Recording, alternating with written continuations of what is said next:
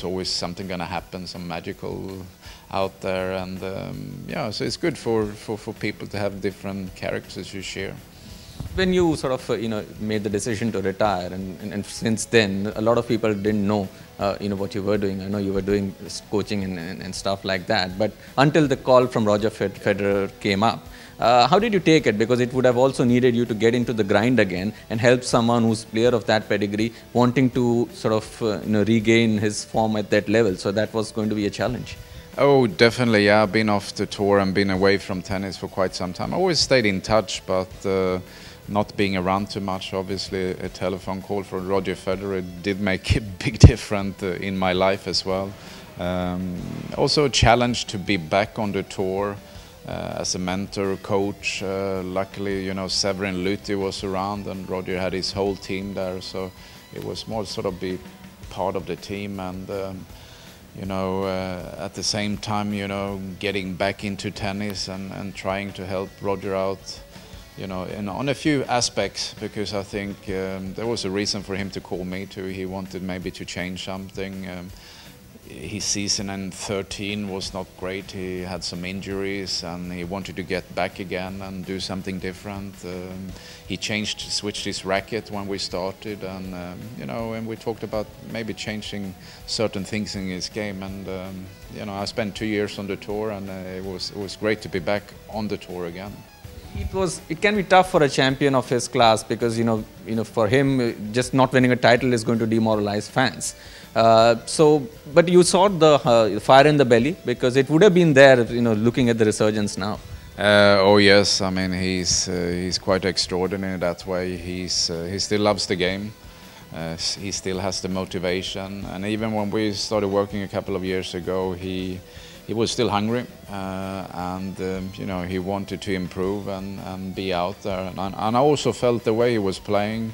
He definitely would have a chance to win a Grand Slam. I knew at the time it would be difficult, because looking back at history, winning Grand Slams at 33, 34 is very difficult. And he was very close a couple of times, and then we all know he had his break away from tennis, and now over the last year he suddenly won 3 Grand Slams at 36, 37 years of age, which is quite incredible if you think about it. And he's #1 again at this age. Has he surprised you with all this? Oh, definitely. I think he surprised a lot of people, especially getting to #1. That at this stage of your career, he knew he got a chance now in Rotterdam, and he took the chance. He won the tournament, and it's probably even hard for himself to believe, but he's set himself up to be there, and he deserves to be there. And if you look at over the last year, he's only lost 4 matches or something during a whole season, which is incredible in many ways. And both Rafa and Roger had a tremendous 2017. They basically won most of the tournaments, won the 4 Grand Slams together. And for that to happen, I don't think anybody expected that, especially after the season 2016, when they both were out for basically 6 months. I mean, nobody knew whether they're gonna get back again. But yeah, that has been fascinating. If I were to ask you, what did Stefan Edberg observe, a thing or two, which made you understand why he's the champion that he is? Anything that you picked up working at it in close quarters? Well, I think Roger has the game. He's got all the shots. But as you go along in your career, you need to make some changes, and I think he's made some changes, obviously in playing more offensive, taking the ball a little bit earlier, which does make a difference. And I think the last little thing that was crucial, which sort of made him win the last couple of nights, was probably the improvement of his backhand. He had a good backhand before, but now it's even better, and that sort of made a difference, I think. And then maybe just, I would imagine, when you've been away for 5, 6 months, it's almost like starting from scratch. I think your mind may be a little bit different. You're a bit more sort of relaxed. Your expectations may be so high. and therefore maybe you can play just a little bit more relaxed, but at the same time, you know, he's been able to win those important points that does make the difference if you're going to win the big title. And work with him for 2 years. Any favorite Roger Federer story for you? No, not really. I mean, I just tell him what I found out, he's a great person on and off the court, and he's a great ambassador of tennis. How do you see, any predictions for how do you see the year panning out? Do you see Novak and Rafa returning back to prime, or do you see more titles for Roger? Yeah, it's going to be very interesting the rest of the year. The season has just started here. There's been a lot of question mark, as you mentioned. I think definitely Novak Djokovic will be back. It's just a matter of time, I think. Andy Murray probably a question mark because, you know, his hip and operation, how's that? How long time is that going to take? Wawrinka has sort of made his way back, and you know, he probably needs some more time, and he'll probably be back for the French Open.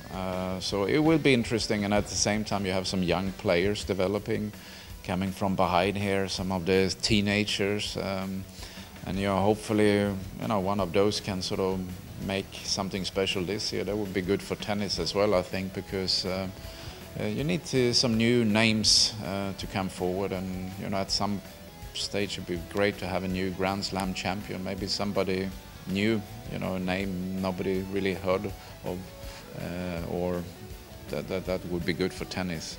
Personally, you are at peace with yourself with what you're doing at the moment, or is there a temptation to get back in the grind, maybe work with a top 10 player again? No, I think I had 2 great years with Roger, and I don't feel that I want to get back on the tour because it's quite demanding as well, as you would understand. I love to be around tennis, but in a different way, because if you're going to be coach mentor, that means you need to spend a lot of time with tennis. You need to travel quite a bit, and I'm not prepared to do that. And at the same time, you need to have the passion for it and really wanting to be on the tour. And maybe I don't really have that at the moment. My final question to you, your thoughts on Indian tennis. I mean, we haven't had so much to write home about in terms of singles, but we've had these doubles champions in Bhupati Pace and Sania Mirza. And the Indian fan rejoices with these victories, but he's also been told to be pragmatic because doubles isn't the same. So, you know, how do you look at that? Tennis has developed throughout the world. It's played in a lot more countries nowadays. Competition is quite hard, but I feel, you know, in India as a country, it's you know, the businesses are doing pretty well here, and the economy is growing. And I think what I hear, you know, more money is being put into sports, which is necessary. And regarding tennis, yes, sometimes you need to start at the clubs, at the grassroots level, get as many kids as you can to start playing tennis. And but it does take time. There's no question about it here. But you know, hopefully, I cross my fingers, there'll be a young girl or boy out there developing at the moment. It would be great for tennis to have somebody from India as well, being in the top of the world in singles, if it's possible. But it probably will take some time. A lot of time, perhaps. But in your book, you value doubles Grand Slam titles. How do you look at them? Yes, I do. Any Grand Slam titles, you have to value it, definitely. But I think it has changed. I mean, I stopped playing doubles at 21, and it was just too hard to combine playing singles and doubles. So I think you do have to make a choice today. Everybody probably wants to be up there winning the titles in singles, but you know, you can still have a great life and have a lot of success playing doubles. So, but there is a difference between singles and doubles, especially now, because most of the top players doesn't play doubles, and if they don't, then you won't have so many highlights of the doubles. You're so more focusing on the singles players.